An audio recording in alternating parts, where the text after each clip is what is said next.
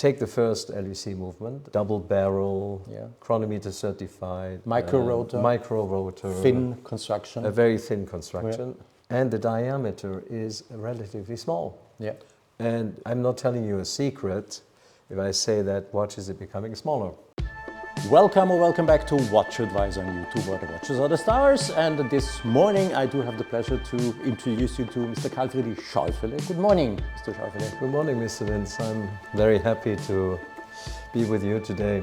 We are filming here in Geneva at the museum, and it's interesting when you come in, there's a sign saying work in progress. And I think what's happening here is also happening at Chopard 24 hours, 365 days, more or less. You are always a work in progress. You have been integrating a new important part of, let's say, manufacturing process. You are now also able to do your own dials, I heard. Yeah, it's true that work in progress can probably define Chopard quite well. We never stop. Yeah. We don't really rest on our laurels. And of course, it's important, talking about production, talking about the manufacture, that you master all the trades within the manufacture. The dial, as is generally said, is the face of the watch. You look at somebody's face first before you probably look at anything else. And therefore, we started integrating this manufacturing process for dials 25 years ago. We became partner shareholder of Metalem, this company that also serves part of the industry and continues to do so. Some time ago, we completed the acquisition, but nothing really changes except that yes, we can say that we make our own dials. And by the way, every time I'm impressed at the number of stages a dial goes through. I mean, it is something that is not generally known. Yeah. And it could be something for you to discover and communicate, because I think it's quite an amazing process. I think our audience is more than happy to learn more about how to do this. And I've seen the production of dials in the past, and I know it's a very delicate process. You don't do any error, because you do one error, the dial is gone. Precisely. So there's no try and error, it's just... No. Yeah. Besides this, I just look back into the year 1996 when you started your adventure with L.U.C. Today, this is something as it was always there, but it started from nothing, from zero. You had a vision in a time when lots of people didn't even think about doing such long-term project. Today, where would you say is L.U.C. and the entire production of movements, and also now the Alpine Eagle? Where is everything standing for you, and where is your vision for the next years? Where are you going to drive the vehicle to?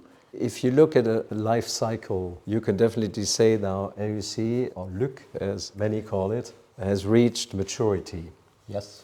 We went through the child stage, and we went through adolescence, and now, more than 25 years later, definitely we are a mature adult manufacturer and recognized as such. We can see and tell this from the success we recently have with a number of L.U.C watches, that one of which is so much in demand that we have 18 months delivery time. A relaunch of the 1860 in stainless steel with a salmon-colored dial. Quite frankly speaking, it is a double-edged. Very happy that we are so successful, but also very concerned that we were not able to deliver what we would like. What is next? What is L.U.C doing now? Well, you see, in the range of complications that have been done so far, there is still lots of things to do.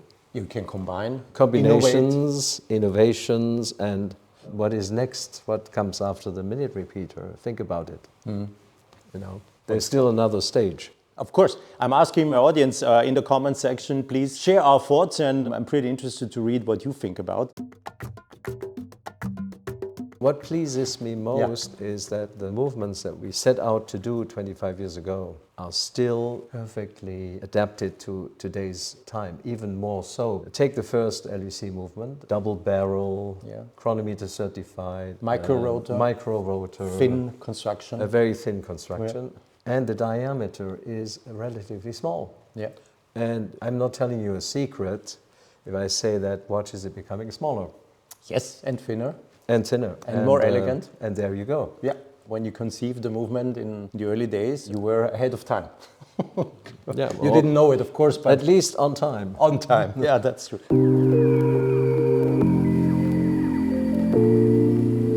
Lots of people might not realize that you're not only playing with Chopard, with L.U.C, but also with Ferdinand Berthoud. You bought a, let's say, very exclusive name and brand, and you have been developing it to become one of the real masterpieces in this industry. When I see the Ferdinand Berthoud watches, this is crazy what you're doing. It is small quantities and it's growing. You have now some 20 watchmakers working there in total, and you're producing some 50, 60, 70 watches per year. So this is quite an effort you're doing with it. How do you find people for these extreme jobs? You can only take the best of the best of the best of the best. Otherwise, they wouldn't be able to do what you're able to do with Ferdinand Berthoud. When we revived Ferdinand Berthoud almost 10 years ago now, we set very high standards ourselves, because we said we have to live up to Berthoud's reputation. He was an eminent watchmaker to the King of France, to the Navy, French Navy. We're talking 18th century, and we're talking navigation, chronometers, so it was all about precision. In a way, relatively simple designs, but very sophisticated at the same time when it comes to precision and also finish. So when we set out to do this, the only choice was to establish ourselves right at the very top when it comes to all these requirements. Very luckily, we had experience from L.U.C. The L.U.C. watches are already of a very high standard, but Berthoud was to become something more rare, even more handmade, very small quantities, as you just said. The 20 watchmakers is a little bit exaggerated. It's more like 10 watchmakers, but also a lot of colleagues working with the decoration of the movement.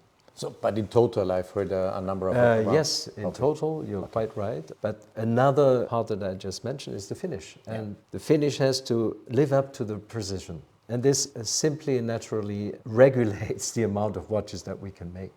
Yes, we are around 60, 70 watches this year. Our aim is to reach maybe 80, 90, depending on models that we will introduce as we go. But Berthoud was and is a great adventure, and certainly helped us as a group, here I'm talking about the Chopard group, to push boundaries, to go further and to learn.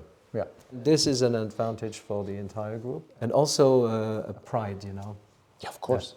Talking about pride, I've heard some owners of Berthoud watches asking for the Berthoud watch that could be worn on both sides. Because the beauty of the movement is so stunning that they say, okay, why can't I just wear it the other way around? So maybe you think about conceiving a case or a case construction that enables the wearer to turn it around and to showcase the movement instead of time. Who knows? But Berthoud is also about, quiet luxury. Of course. You can showcase your movement to your friends. And then you look on your smartphone for the time. Exactly. and those who can enjoy it with you, but those who are connoisseurs, and the rest of the time, you're wearing a relatively decent watch. So you're working on it. But who knows? Maybe there's something in the pipe. Interesting. I know. It's some of the watches really cry for such a construction, and Berthoud is among them. There are not many, I would say. I know the watches that you just saw. Definitely. Yes, it's big cinema on the wrist. Yeah.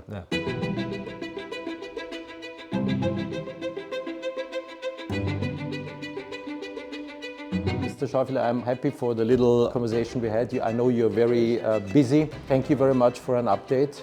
Thank you for coming to Geneva today. Keep being this pushy man I've always known that you are. When one sees you, no one could imagine that you could push people to do so much, because you are always quiet, you come, you are like your watches. They are understatement.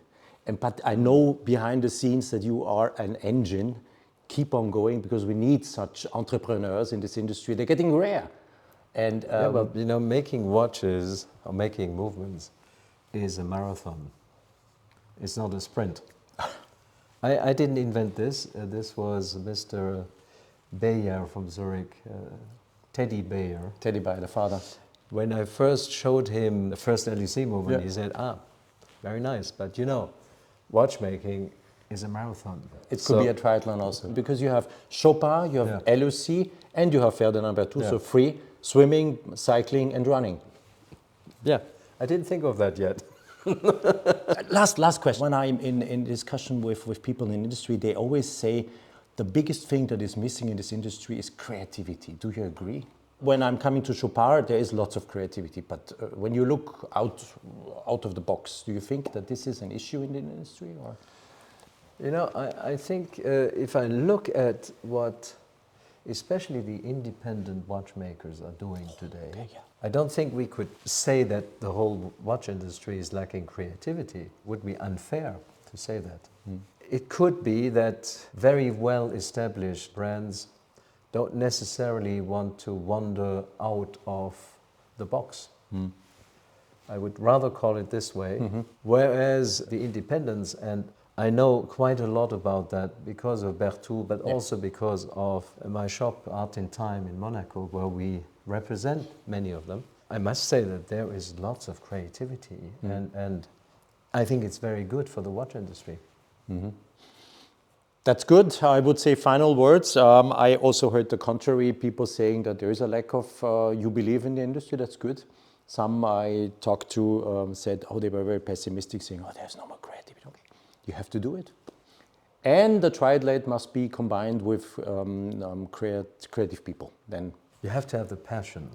You have it. Is the passion is the engine that drives innovation and creativity and so on, and that's what you need.